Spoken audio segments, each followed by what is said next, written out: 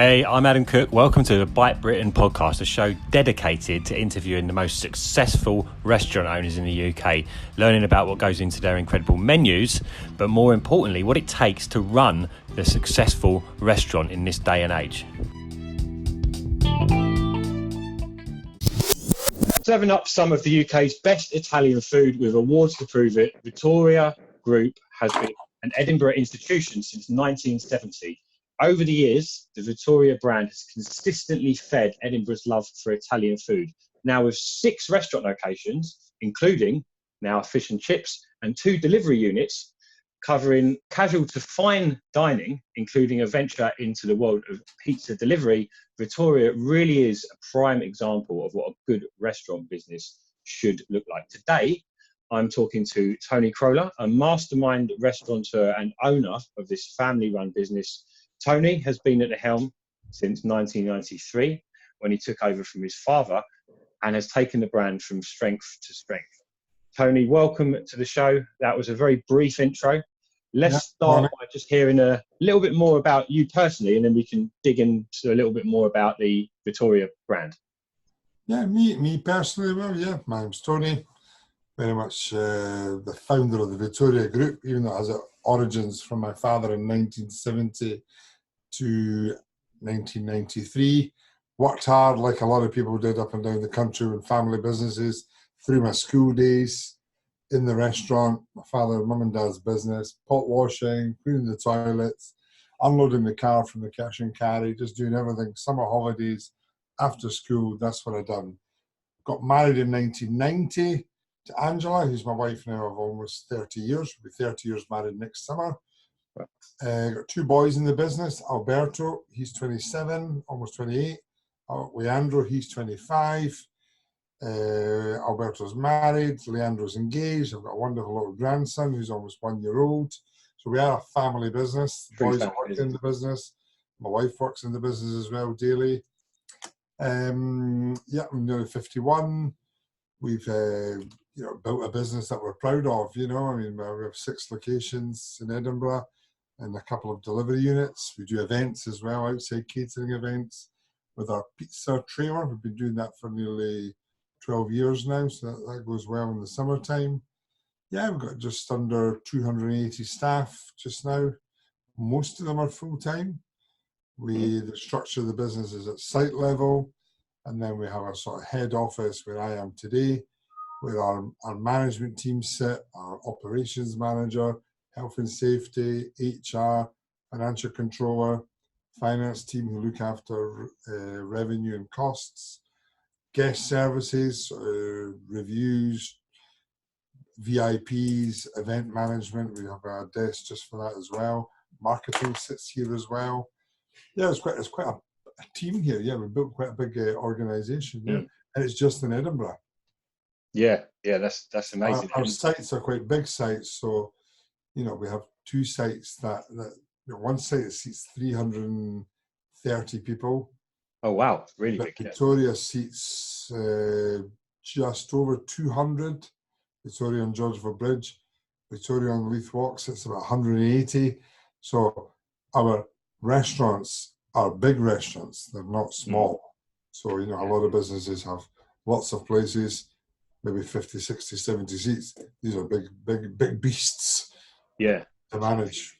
And what was the first one? The first sort of one? Started at Vittoria on the Walk in Brunswick Street in 1970. Yeah, that was the one I grew up in, and that was the one I took over from my father. We only had 1 unit, which is double the size now of what it is. Let's take some water.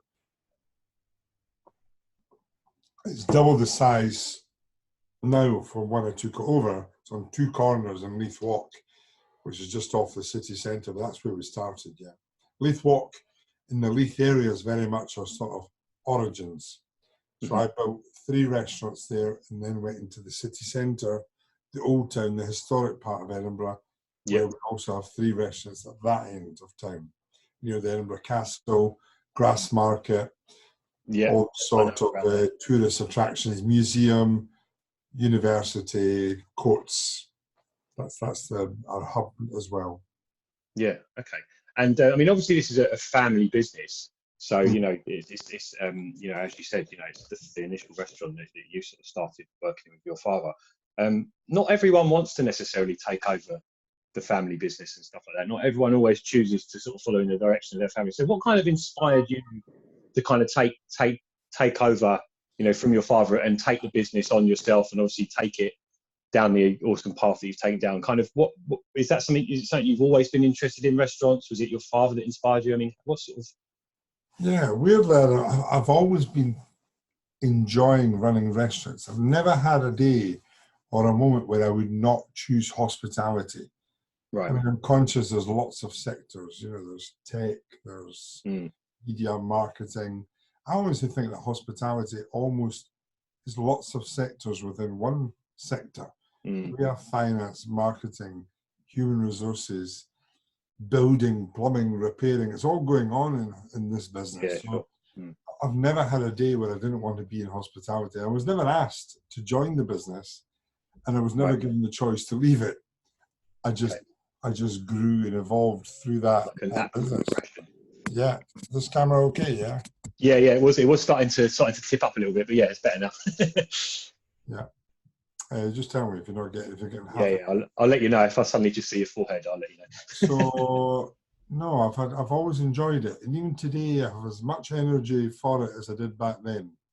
Even though and what do you think it is that gives you that energy? Is it the fact that you're just I mean, is it the food side of things? Do you like the way that, you know, because something that's always drawn, I mean, I'm a marketer by trade now, but I started my roots with a catering company. That's where I sort of first learned how to market really effectively digitally. And, you know, I've always had a love for restaurants, hence this podcast, hence a lot of the other stuff I've done in the food industry. And for me, it's always been, I've very much enjoyed the food side of things, but I always really enjoyed serving people food as well. Is that something that you think is a passion, or is it something more deeper? I think if you're a people person, you enjoy communication. Hospitality is a great way of meeting people daily, nightly in the restaurants, our supply chain, our staff. So it's a people game, and I've always enjoyed that. So yeah, I enjoyed this game. It's a great business to be in. Obviously, I'll enjoy the challenge of it, and there's always challenges. Yeah. You never have a day without a challenge, a new one coming up.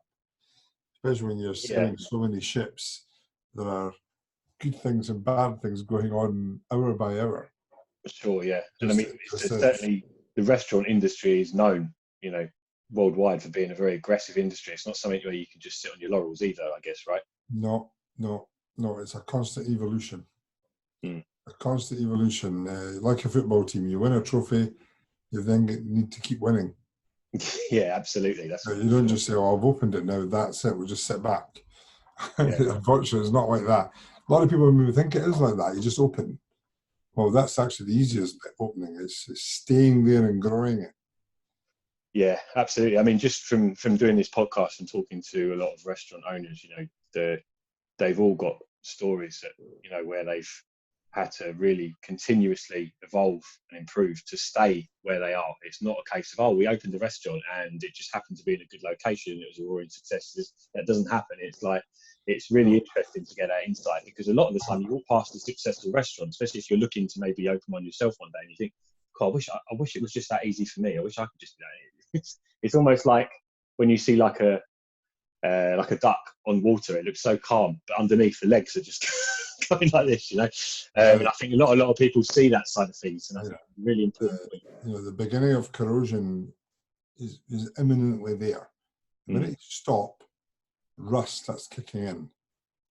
You know, things start slowing down. Decline is very easy to happen. You become yesterday's news very quick. And you especially keep going. It's staff, it's training, it's maintenance of the building, the fabric of the building, evolution on menu. There's so much going on, and that's my job now. As I've evolved through the business, my true role now is to sort of manage from a top-down vision, strategy. Yeah, I suppose just keeping that whole ecosystem kind of. Yeah, that's right. I can't just, as much as I want to get granular and just get stuck in and serve customers the way I used to, I've had to sort of retrain myself into being a sort of business owner, business manager, CEO. It is a skill. Yeah.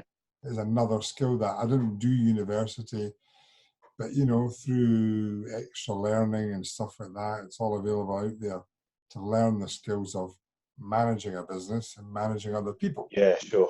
I think that's a huge thing as well. Like when you're taking a restaurant from like one location to becoming a multi-location, you know, setup, like you say, you know, your role changing. I think it's a certain type of person, and it's a very different thing. I think to, you know, if you're just a single little restaurant and it's successful, it doesn't mean that you can have 10 successful restaurants and operate in the same way. You have to kind of change and evolve into a completely different kind of person, I think, to be able to do that. Running your own place, owner run, has challenges, but running a site, a business with other people running them, it's another game completely. Yeah, so you touched on, you know, innovation in the menu then, and that's something obviously is, you know, a very important thing I want to talk to you about is the, obviously mostly Italian, although you've got a fish and chip shop, which I'm sure we'll get into shortly. Tell me a little bit about your food. Now, obviously, primarily, you know, Italian restaurants, Italian food, but where does the inspiration for the menu actually come from? I mean, I'm sure the menu's evolved dramatically since, you know, when you were young, and you was working with your father. How do you kind of keep things fresh? Tell us a little bit more about the kind of food that you serve and where the inspiration comes from to keep that menu kind of fresh. I mean, the Vittoria brand, which we've got two of them, they're what I honestly call them, they're the sort of classic Britalian restaurants. You know, they're busy places, very popular. They have menus that do evolve every year. They do have changes. We always like to fine tune dish, take off, add on. But the core of that menu is actually the same one that's been going for years. Our best-selling dishes are still the ones from way back. I mean, spaghetti carbonara, our tagliatelle with the bolognese sauce, our lasagna, our ravioli, our pizzas, you know, our steaks, still the same dishes. Our chicken and mushroom and cream sauce dishes, they're still very popular. What we try to do is revisit the dish and change ingredients and upgrade. Okay. So the tagliatelle of today is not the tagliatelle of 10 years ago. So the dish gets an overhaul. It's still the same dish. Right, okay. But it gets upgraded itself. It evolves. Better quality pasta, better quality tomato. The mince might get changed. The Parmigiano that we use will get changed. So the core ingredients get better on the same dishes, and then the new dishes that come in are a fresh start, because some, you know, a lot of customers, not just some, they like that consistency of no surprises. We know exactly why we're going there. That's why I ask that question often to a regular. It's a great question to ask people. Why do you come here? Yeah. If you just want, if you're not quite sure if he's a regular or not, sitting at a table in your restaurant, I always recommend just ask them, just say to them, why did you come here? And if they say, no, this is the first time, the next question is, how did you find out about us? A lot of people wonder, you know, how do people find, well, just ask the customer. They have the most intellectual property of the lot on your business. And how do you feel that's changed over the years? So, I mean, obviously, you know, now with like social media and stuff like that, do you feel that people are finding you when you're asking those kind of questions? What kind of answers are you commonly seeing these days in comparison to what you might have seen, you know, 30 years ago? Certainly digital, no doubt about it. I mean, your Google, you know, you Google a restaurant, you TripAdvisor a restaurant. There's no doubt about it. Especially with new customers, they've found you digitally. Yeah. A lot though from referral. A lot of referral. I think the power of referral is still a tremendous asset if you can harness it. Absolutely. Because if you tell me, if I'm coming to your part of the country, I say, where do you think I should go? I'll trust you. If I have a relationship with you, I'll trust you to go to a restaurant. Yeah, no, that's absolutely true. I mean, I think if you're going to Rome next week, and I said, Tony, where do you think we should stay? We're looking for a good pizza. I'll tell you where to go. The chances of you going are probably very high. You just absolutely. know. You just do it. So harnessing referral well in a very interesting way where you just tell your customers subliminally, tell your friends to come and visit us. It's amazing how valuable that is. It doesn't cost anything. No, well, that's it. Yeah, exactly. It's the cheapest and most effective form of marketing. Yep. Absolutely. Yeah, that's right. Just to talk, going back to a little bit more about the food. So you've got your kind of the Vittoria, more traditional sort of restaurants. Yeah. But there's some others as well, isn't there? Were the others a bit more experimental, would you say? Yeah. Favorita, which is actually just closed today, shut for 10 days because it's getting a refurbishment. So right. A haircut and a shave, I like to call it. So a refurbishment normally has 6 figures. A haircut and a shave is normally 5. Right. Anyway. Maybe for some people it'll be 7 figures. But that's always been different. We've always been given permission to do things we couldn't do at Vittoria with Favorita. Okay. And oddly, when we started the reset of Favorita for its reopening next week, we said, right, what are we going to do about the menu? And I said, well, how about if we just pretend to be the new owners of Favorita? I said, well, it's always been different, Adam. It's always had, a little bit avant-garde pizzas, and a little bit more authentic, a bit more different, something that you would not find in your normal Italian restaurant neighborhood or high street. It's always been a little bit different. But I felt that over the years it had become a bit mainstream. So my brief to the team, to the head chef and the management of Favorita was, why don't we just pretend we're the new owners? And what would they do? They'd maybe just chuck everything in the bin and start again. So we actually started with a white sheet of paper and redid the menu. Now, by doing that, doesn't mean that we forgot about the old dishes. We then brought dishes from the old menu, we selected them and said, they've made the cut, bring them in. And then we've refined the prep, the mise en place of how we do these dishes. So they're almost like a 2019 version of that dish that we did in 2005.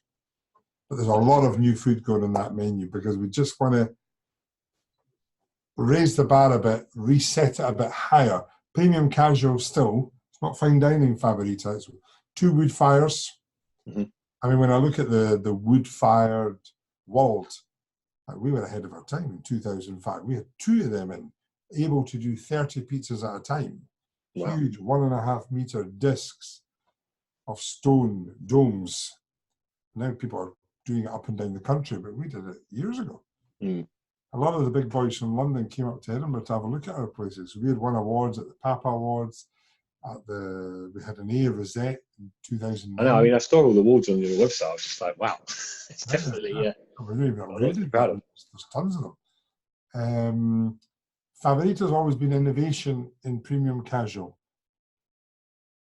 We've always been given permission to do it. The customer who goes there looks for something new. Vittoria is more mainstream but always revisited. Divino, certainly more fine dining, more gastronomic. It's more an experience. It's more a generous, full immersion of coming to a restaurant for different reasons. Time, savouring, enjoying. Divino is different. Taste of Italy, which is in just near the theatre, that's a more casual, almost diner, no reservations, but we still over-deliver what we under-promise in that restaurant. It's good food, great sandwiches, good soups, breakfast, pizza and pasta, but all done to the same standard. We don't take a shortcut. It's a complete waste of time doing that. Try and save a bit of money on your ingredients. You have to charge the right price, so you have to find the ingredients, squeeze the supplier, and say, the more I sell, the more you make. You have to have that relationship with the supplier. Yeah. And how would you say that, because, I mean, there seems to be a lot of it, there's very different types of demographics tend to warm towards different restaurants. And, like the traditional Italian, to me, it kind of makes sense that place would be kind of like your family meal out, much more kind of traditional, I guess, British style Italian, like you said, for Italian. How would you say the demographic that you see in that restaurant perhaps changes you know, when we talk about the more casual dining, because we've seen a lot of different trends. I think social media has been primarily responsible for a lot of this, particularly things like Instagram, people wanting to take photos of food. But how do you feel the demographic changes from like restaurant to restaurant? And what kind of... In the Vittoria brand, I tend to see more tourists find it comfortable. It's their remember, tourists from in Edinburgh come from the US, Central Europe, you know, from Germany, Holland, Spain, right across to Eastern, and then we have a lot of Asia in Edinburgh just now, a lot of China, Malaysia. So their expectation of an Italian is maybe what we were doing in the UK 20 years ago. Yeah. Amazing how they're not, the British market's further upstream. Been doing Italian for a long time. So it sits well with them. And in the Vittoria brand, I would say it's more of an older clientele who they still want good food and great service, but they sit more comfortably in what they know. They're not as experimental. The younger demographic and the older, more culture-traveled professional, they sit better in more the more refined places. Right, okay. They're all good businesses. At the end of the day, like Ryanair and Emirates, they're both doing the same thing, but to a different market. Still very profitable. That's right, yeah. You have to kind of behave in different ways to keep those different demographics happy 100%. As well. Right? You can be very faffy and not make any money. Yeah. But a lot of businesses are quite cool with that. I mean, if that's what they want, that's fine. Yeah, I mean, the key thing I think it comes down to is a lot is reputation. I mean, that's what got you onto our radar when we approached you for this interview. Yeah. We was looking around Edinburgh. We wanted mainly restaurants, but Italian was one of the things to click. Obviously, it didn't take long before we come across, you know, the Vittoria Group. But tell us a little bit about, you know, obviously the importance of reputation, but how do you actually maintain a good reputation? Like, what would be your advice to someone looking to maintain a good reputation? Because that's what's going to keep you alive as a restaurant. If you lose that, you're in big trouble, right? Yeah, well, the reputation gets built because of your values. We're positive, we're responsible. Our culture, we look after our people. And that manages reputation, doesn't it? To a degree that as long as that mantra's always in the business, our relationships with our customers, our staff and our suppliers, that's what we are. For me to switch off would be very difficult. Now, that reputation could change when I'm no longer around.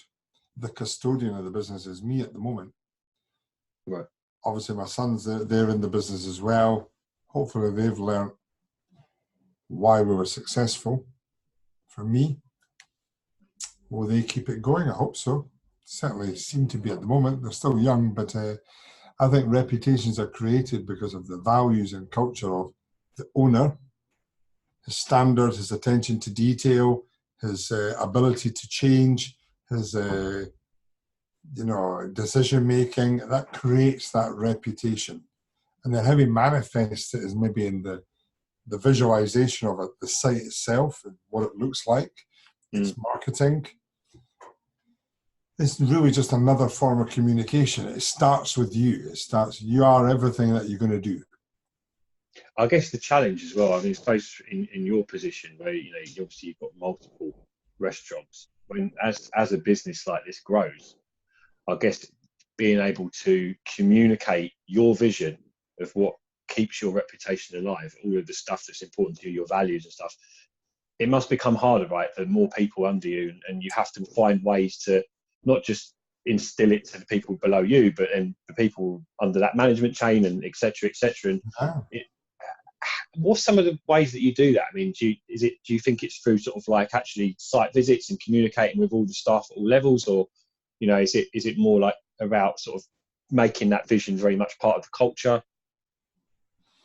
Yeah, relationships with my staff is very important, not just senior, top down, bottom up.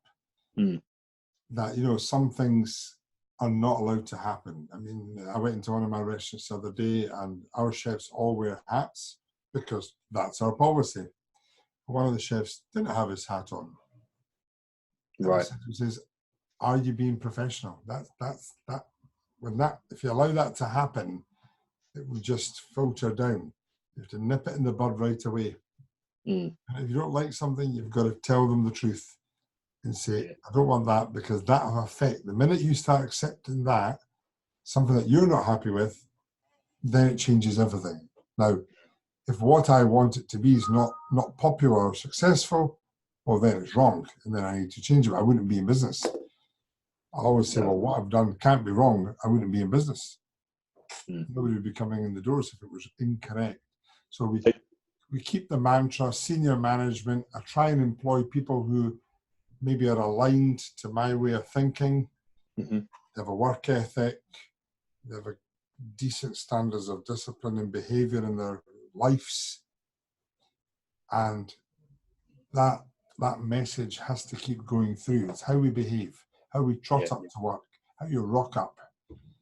And our staff, our senior management have to be aligned with us to a degree.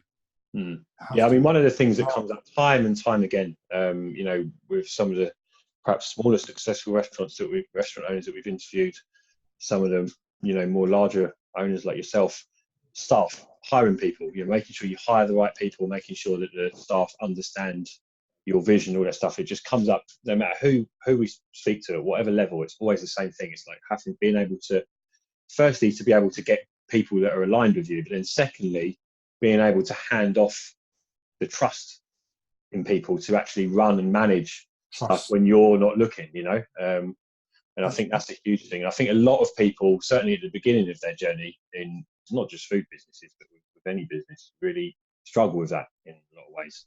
Struggle with the growth side of things because you're having to let go of a lot of things that you perhaps traditionally got control over. Yeah, the advice I could give people is that you've got to keep an eye on what's the objective. You know, what are the targets? What are the metrics? And not all just financial. There are metrics that are non-financial. You know, staff turnover, customer feedback. These are the things, because if not, you get bogged down in all the noise, and there is lots of noise in businesses, stuff going on. Yeah. You try and find the right people and say, well, yeah, it's maybe noisy, but the objectives have all been met. The metrics are all in line. Are they going to be like me exactly? Maybe not. But if they can do it just as good a different way, I'm happy as well. I have to go with the flow as well. You can't run a large business by trying to do everything yourself or make sure. And micromanage and all that stuff, right? No, because they don't know what they don't know. I have experience, and experience is what I have. There'll be people much more experienced than me out there as well, you know, and they'll have a different way of doing things. You know, nobody's really wrong, but managing the team's energy is vital. Yeah, sure. And you have to give people, I guess, an element of control in their role as well, right? So you've got to give them that trust, which means that actually maybe they'll come up with a different idea to you, or maybe they'll think of, but it's important to kind of take a step back from that, I guess, and let people run with their ideas and their passions. And you give them the resources, ask questions, just ask questions. What would you do? What do you think? Something happened Saturday night. Do you know what caused it? So this point was going on about what happened, what caused it. Get back to the source. What caused it? Because people will always be scared that the boss knows what's happened, what's went wrong. We're going to all focus on the disaster of Saturday night, that table that went wrong. Trust me, that's a complete waste of time.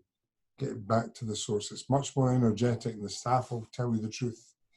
And so what actually went wrong? What caused that issue? Was it the reservations? Was it our suppliers? Was it too many staff holidays, so you were short-staffed? What caused the problem? And as long as it's clear, you just move on. And people can't be scared of coming to me and telling me what went wrong, because that's not good for a business either. Me not knowing what's happened is not good. No, of course. You have to know what's going on, and you want your teams to tell you, give you a heads up and say, look, there's something not right here. And my role is always just to ask people, how are you getting on? Is there anything I can help with? How's progress this month?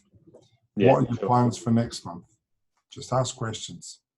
Your camera's just starting to relax a little bit back, I think. It's just, it might need to just be. It's a vibration.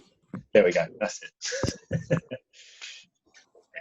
Okay, so just back to the food then. Something I always ask everyone that we interview is, what is your most popular menu item? This can be across all of the restaurants, and why? And what do you feel when you think about, you know, all the restaurants you've got? What is the dish which you probably, I guess, could never erase from your menu at this point? Or Yeah, our most popular dish that sells the most is a dish called tagliatelle Vittoria. Ah, so this is a special, right, of your own? Yeah, well, it's a special. It's been on the menu, and we have incarnations of it across our business. Mm-hmm. And even in our delivery business, it's called a different name, even just because because the original one has Vittoria in it, and it's just a Moorish dish. It's tagliatelle, egg tagliatelle, Mm-hmm. good quality egg tagliatelle. So it has about 6 eggs to a kilo, so it's quite yellow, the pasta. You can get a lot of egg pasta that doesn't have a lot of eggs in it. It's just got egg in it, but it's important that egg is in the pasta. And it has a little bit of mincemeat, tomato, a Neapolitan spicy sausage that I've always liked called secondigliano, which is an area of Naples. They make a very good cured Italian sausage. It's salami with black pepper and chili flakes. It's quite chewy when you bite it. It's not soft. Yeah, I'm beginning to wish I had lunch before I came on this now. It's got sauteed mushrooms, a little bit diced onion, and a splash of cream. We always I did that dish in 1991 the first time. I remember it was going to be just tomato, and then it became the sort of mincemeat tomato sauce.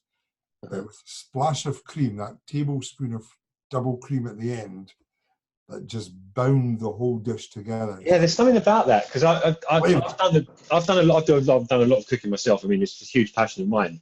And one of the when I've been doing Italian dishes in the past, someone told me once, like, oh, you should try putting a bit of cream in that. Another one was butter as well.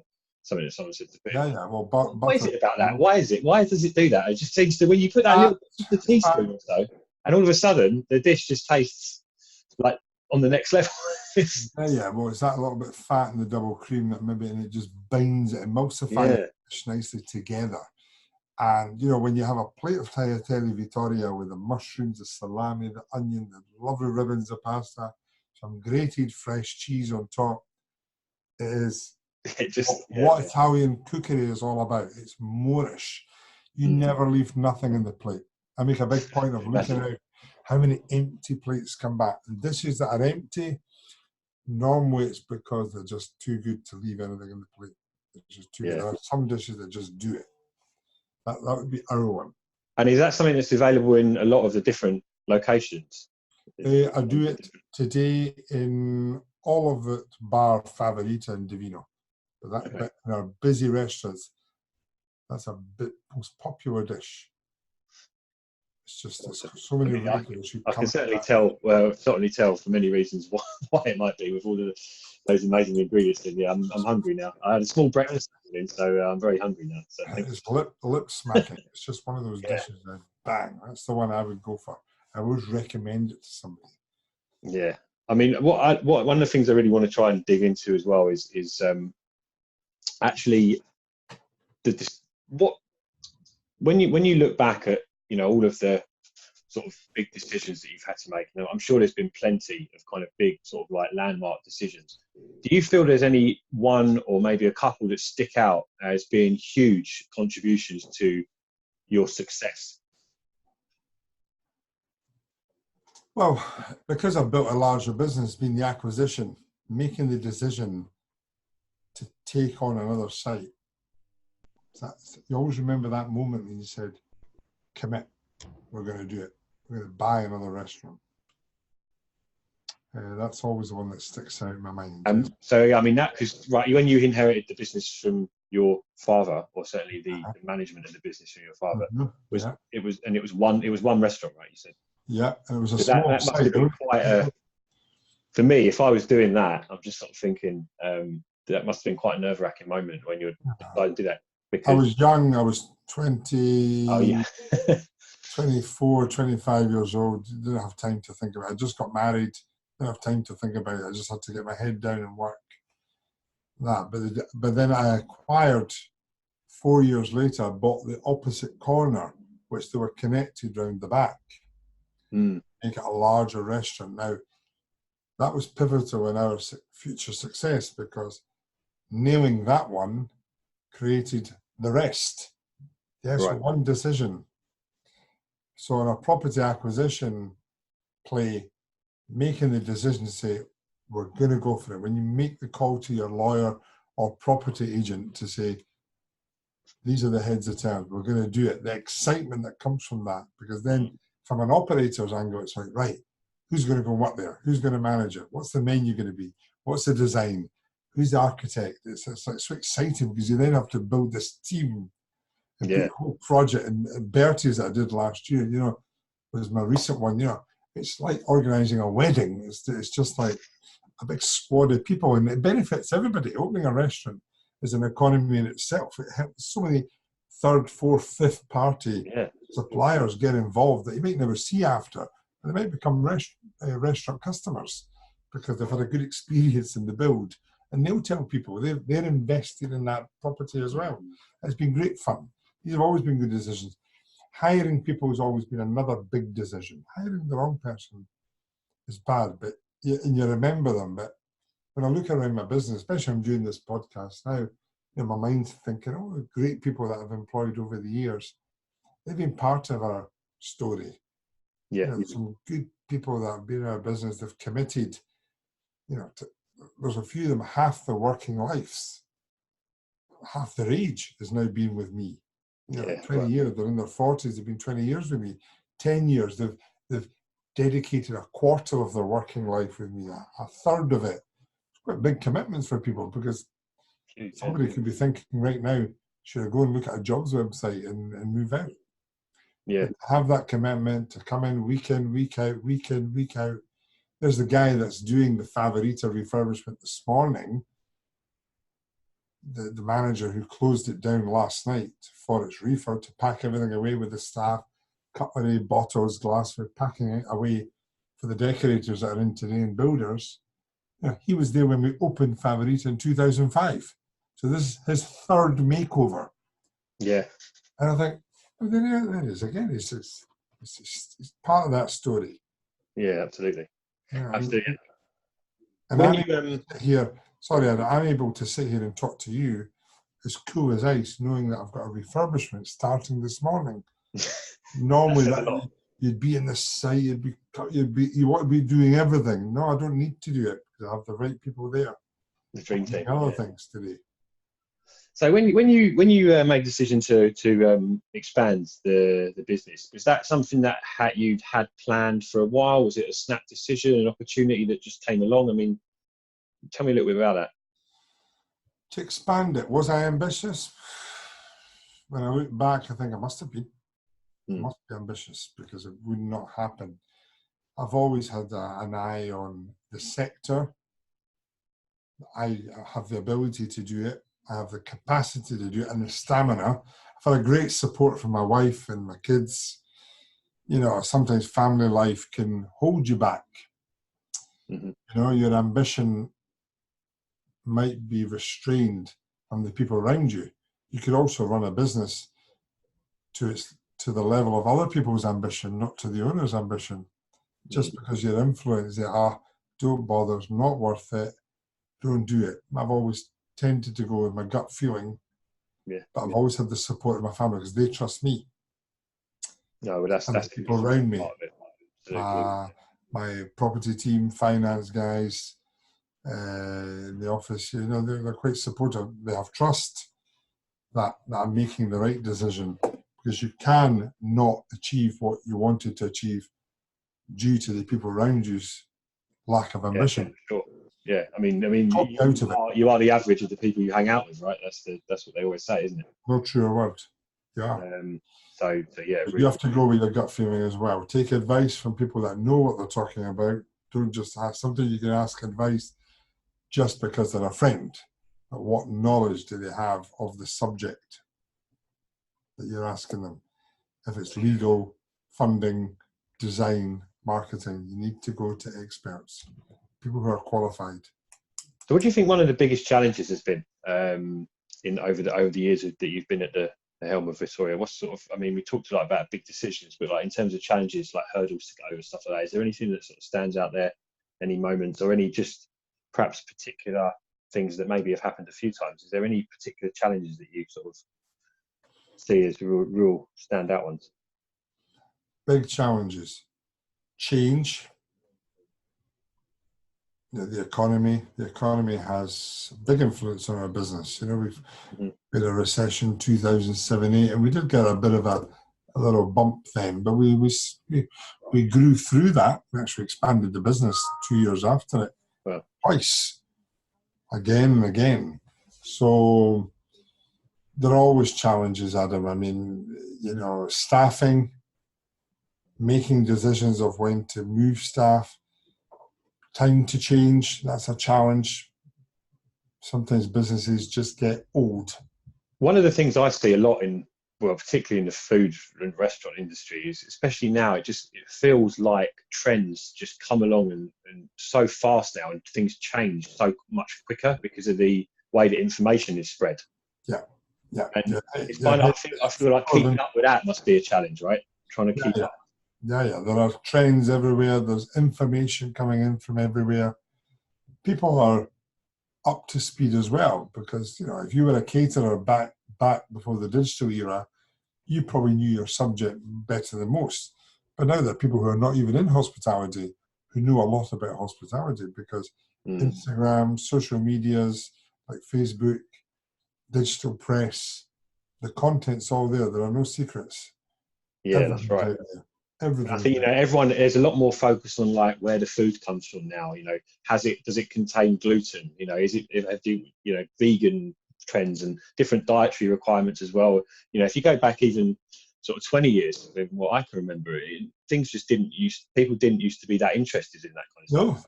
Perhaps it's down to people having more allergies and stuff now to one extent, but you just have these little more sort of smaller armies of people in their own little sort of communities, I think now, that are kind of harvested or grown through things like social media. And how do you feel like that affects the business? I mean, how do you feel you have to keep evolving, or do you have to feel you have to have a product for that market as well? If it's gluten-free or vegan, vegetarianism, I've been there a long time. But there are lots of trends. But then that's just the game we're in, I mean, you have to be commercially aware. Yeah, sure. Are they niche markets? Are they just passing trends? Some always stick. Health, people are really into health. But then when was society never into health? Yeah, that's absolutely right. I think there's it's the different. I feel like it's subcategories of things now, isn't it? There's lots of different subcategories of things. Yeah, there's lots. I mean, can we do all of them? No, I don't think you can. Sometimes specializing in one thing, and if you're the place that does high-calorie, spicy food, that's the market you're in. Yeah, right. We can't all be vegetarian, vegan restaurants.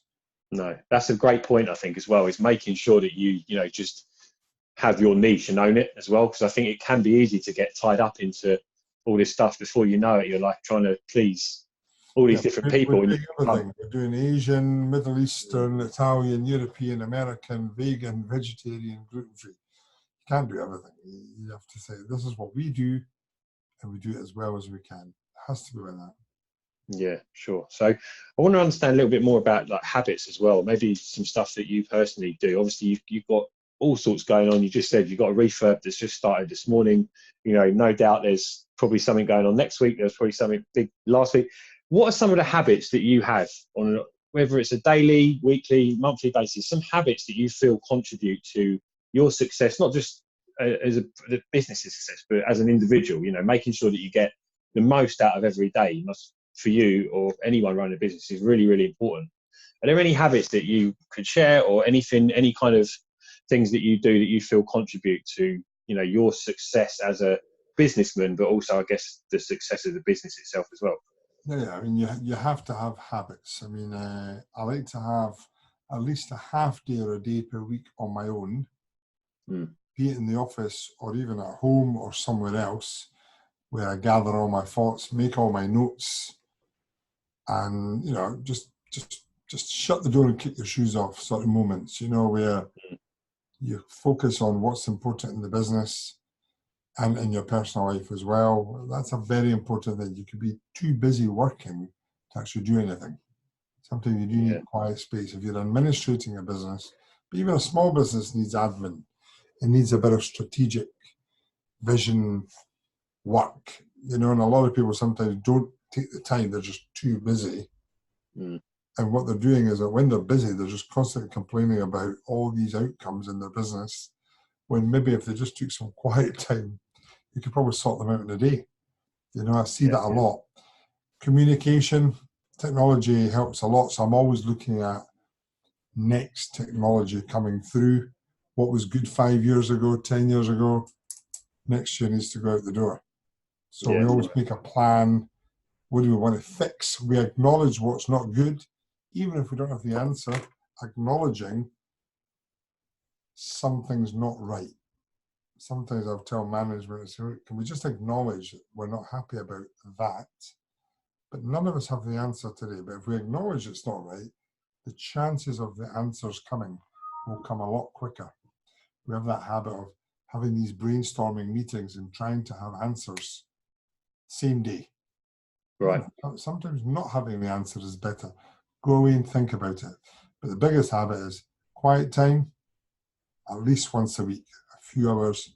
Because I guess that's something, when you're running a business, especially something, with the level that you are, you have to really demand that time, right? You can't, it's not just going to you're not just going to be granted it on a plate. You have to say, right, this day or this afternoon, leave me alone, everyone.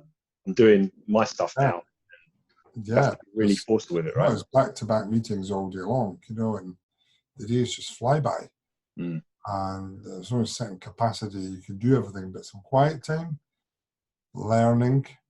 I think travel is great for anybody in the restaurant business. Travel's very good. You always pick up ideas. You never know everything. There's always somebody new, something new, a new venue, new ways of doing things. So you should always be on the hunt for opportunity. So do you spend a lot of time in Italy yourself? Do you go to Italy a lot? Yeah, I'm probably there about 4, 5, 6 times a year. Yeah. Oh wow. Yeah. And that's mainly is that research purposes or just? No, a lot of it's even just family time back home where we're from, which is just south of Rome. But I was in Verona and Venice a couple of weeks ago. That was great. It was a social visit with some friends, but I picked up a lot of good stuff when I was away. Again, travel on a plane or a train gives you that focus on something that's important to you. Yeah, absolutely. It's very, if it's a supplier issue, think about supplier. If it's a menu problem, sales, cost, these are all the things that you should be doing. If you're a professional in your business, you have to put the time in. Owning a restaurant is not an amateur sport. No, definitely not. So, I mean, if you could give any advice to anyone who's, part of our people that listen to this podcast is obviously food fans that want to know about, the restaurants across the UK, but where I kind of want us to differentiate ourselves a little bit is really serve people that are perhaps looking to get into this game, to get into the food game, whether it's a restaurant, a food truck, whatever it might be, cafe, anything like that. If you was to give a piece of advice to someone who is looking to enter the restaurant business, what would it be? Maybe it's one piece, maybe it's a couple of things. Have you got anything that comes to mind? Well, I was asked that recently because a new business of mine that I've started is I do consultancy now to third parties. Okay. I have a gig in Ireland. I've got one down south. I've got one imminently in Germany coming up as well. And 2 of these operators are people who have never been in the restaurant business before. And they've got this great idea, this concept. And the first question I said to them was, why is it you want to open a restaurant? And you get the blank stare back. You go, no. Tell me why you want to open that. An emotion is not going to be a why. Is it to make more money? Is just love feeding people? You have money to burn? Because if you get that clear at the beginning, a lot of people get in the restaurant business because they just think, it's a nice thing to have. But if you don't have the ability or the time to dedicate to it, or the know-how, it's going to be very painful. It's going to be a very horrible experience, because there's nothing worse than opening a restaurant with your savings and nobody comes in. Yes. And you've got to have the broad shoulders to support an empty business, and you've got to do your homework. You have to do it. Why are you doing it? Can you afford to do it? Have you done the market research? Don't rush out and just say, right, I've seen an empty shop in the high street, I'm going to get a lease on that. That could be the biggest disaster in your life. It could take years off you and years out of you to pay it back. Yeah, I bet. Watch. But that is a great thing, a great point as well, because, you know, restaurants, I guess it's not like a quick digital business. You can just start a website and you've got a business. It's like you've got suppliers, you've got brick and mortar property. It's a property business effectively, right, as well, you know, to some extent. So invested, be it an asset purchase or a lease. Then you've got fixtures and fittings, staff, training, research and development of the concept. There's a lot going on. Yeah. So when you say do your homework, I just wanted to sort of dig into with that as well, because people listening are probably thinking, okay, well, like, someone that wants to open a restaurant. Okay, so what does the homework look like? I mean, what are the big things? I mean, I'm guessing researching, like, you know, simple things like footfall is one, but, you know, like tastes and trends. I mean, is that kind of where you're going with it? Well, the first thing I would recommend is write down all the things that should be part of an R&D play for a new restaurant. Property, costs, suppliers. Just make a list after list after list. But you have to do it then, because you actually follow through with it. Yeah. Making lists but then not implementing is not good. And a lot of people, you know, the energy they get from opening a restaurant, but then the minute the shop's open and the reality kicks in, chef's useless, staff can't turn up, customers don't come in, all those costs you did not even think about appear. Yes. So right. Get a table of accounts from another restaurant business and just have a look at how many expenses in a restaurant, from glass uplifts to chemicals, consumables, internet, phone, printing. It's horrendous. Be realistic.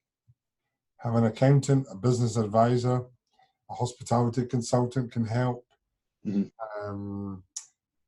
Somebody who you know who's running a restaurant, and you need some honest. Don't rush out, because the worst thing can happen is you open and then you go in this downer.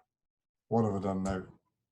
You know, I've actually seen that a few times, both with friends of mine that have gone into this trade, and also actually some clients that I've done marketing for in the past as well, you know, have opened restaurants and had that energy when they first opened. Oh, this is so exciting. And then all of a sudden you speak to them like 2 months down the line, and all of a sudden their whole demeanor has just changed, because it's like, oh, this isn't working or that isn't working.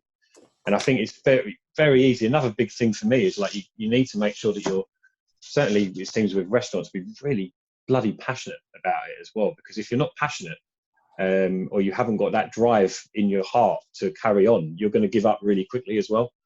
And I think that's a super important thing as well. Is, like, you know, as well as being prepared for all of the eventualities, you know, you better sure as hell be passionate about the industry that you're in and the food that you're serving, the things you're doing. Because if it's just to make money, then good luck.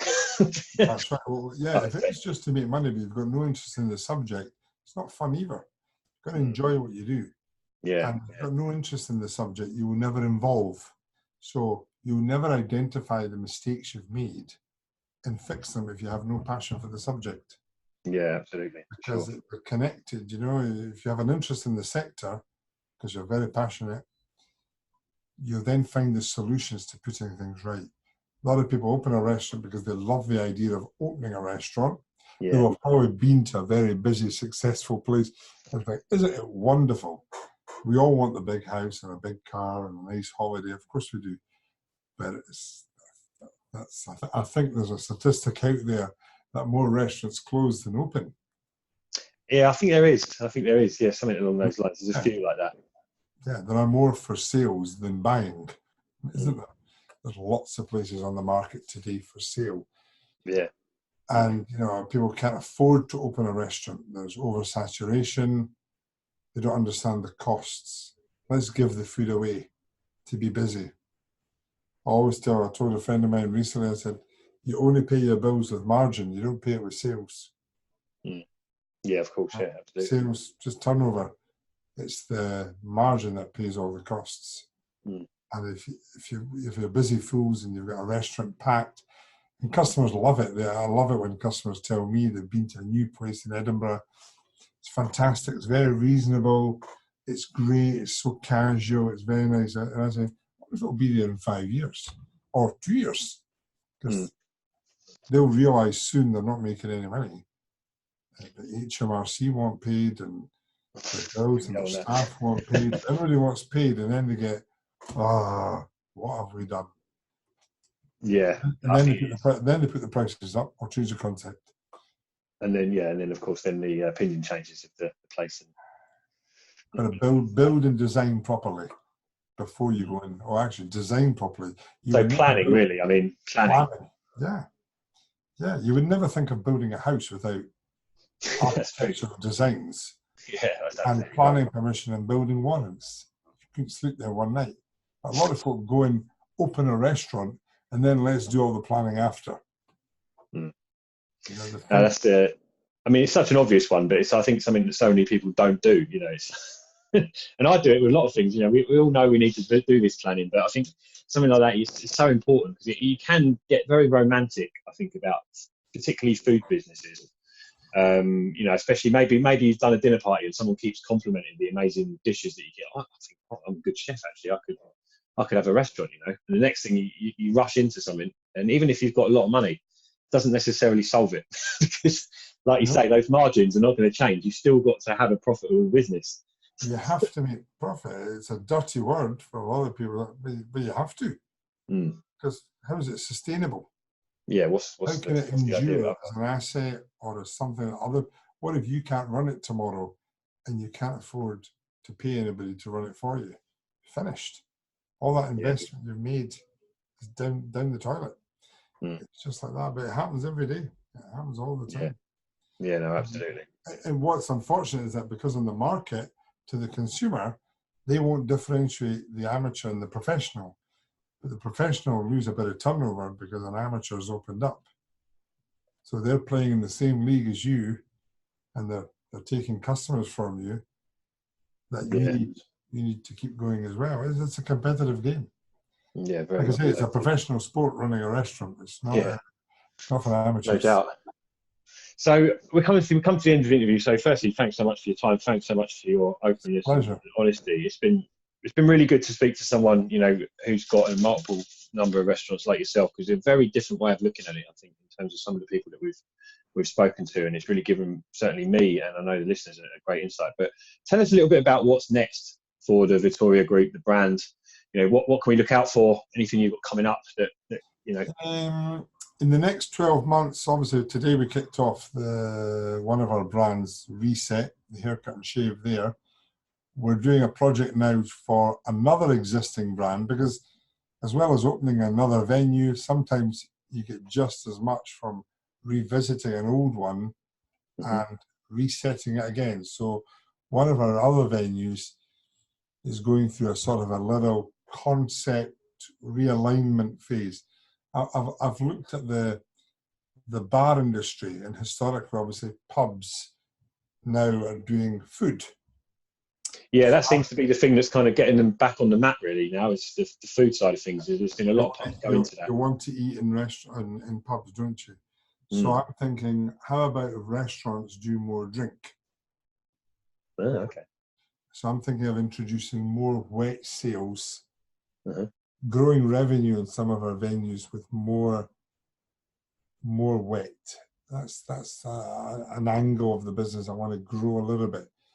Okay. Because if you can increase the volume of liquid customer drinks, or the spend, or there's more facilities. Traditionally in our restaurants, I would build a kitchen, fill up the rest of the space with tables and chairs.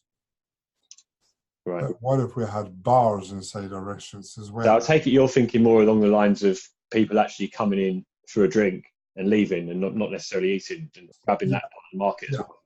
That's right. in this particular venue, I'm thinking, you know, what if I grew the drinks side of that business more with another? I'm not emotional about changing and breaking things up. So we're looking at that. That's to grow that. That'll be a nice development in February, March next year. We get opportunities every day for other sites. There'll be an email any day now that picks up my interest to maybe go and look at. Right. The consultancy side is picking up speed because that's ready to go now. I want to take it from sort of amateur to a bit better, but I'm not going to advertise it as a business. It's very much boutique, bespoke. Is, you know, I'll pick and choose the clients. I won't do it just to pass the time. I don't need to do it to pass the time. And if I get asked, it has to be the right fit. So if someone wants concept development, they have problems in a family business, just a bit of advice, because I've always been a giver-backer, thus doing the podcast. Well, here you are, yeah, I was going to say. So that's probably coming from it. So, you know, if I can monetize that side of my intellectual property as well, why not? You know what I mean? And give something back. I like to see people be successful. It's very, very corrosive to me if I know that someone needs a bit of hand and I don't help. I like to help. Yeah, okay, awesome.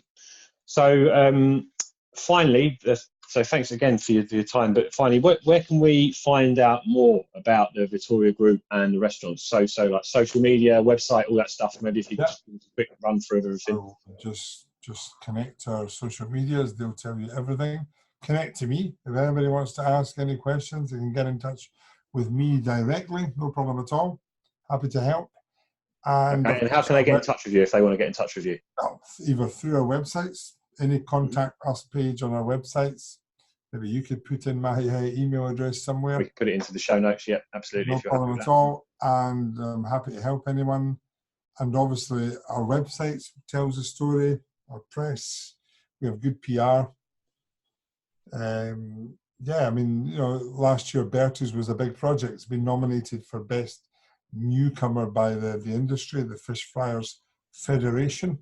So it's something I've never been part of, but it's quite a prestigious award. I mean, it's probably one of the biggest restaurants in Britain doing fish and chips, if not Europe. Yeah, we didn't even get too much into that, but yeah, that's something people need to check out as well. Bertie's, yeah, a magnificent site, 11,000 square feet, beautiful refurbishment. I very much wanted to do something different in that site. Fish and chips is something that was connected to my family. My wife was in fish and chips. I worked in a fish and chip shop for a brief period of time. My father owned one, still does. My sister runs it now. And I wanted to do something with this venue that we bought 4 or 5 years ago, but not Italian because it was too close to my other sites. So fish and chips. But back to concept, I didn't want to open a seafood restaurant doing fish and chips. I wanted to revisit the sort of nostalgia of the fish and chip shop done to a restaurant standard. So it's very relaxed, very casual, good pies, sausages, fish done baked, breaded, battered, cod, haddock, salt and vinegar, salt and sauce. It's just very relaxed. It does huge. And what's the name of the fish and chip place again? Bertie's. Bertie's. So if people want to check out Bertie's, right opposite the Edinburgh Castle. That's listed on the Vittoria Group website as well, right? Yeah, of course, yeah. Awesome stuff. Well, thanks again so much for your time, Tony. It's been a great podcast interview. Happy to put all the bits in the show notes. Thank you so much, and we'll see you again soon. Thank you very much. Cheers, Adam. Cheers.